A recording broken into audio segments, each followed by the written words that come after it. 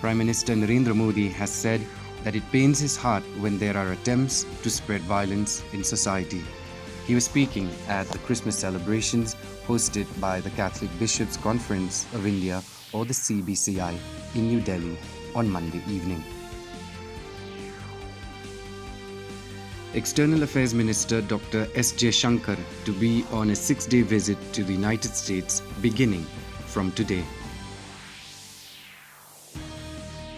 Prime Minister Narendra Modi has expressed grief on the demise of renowned filmmaker Shyam Benegal.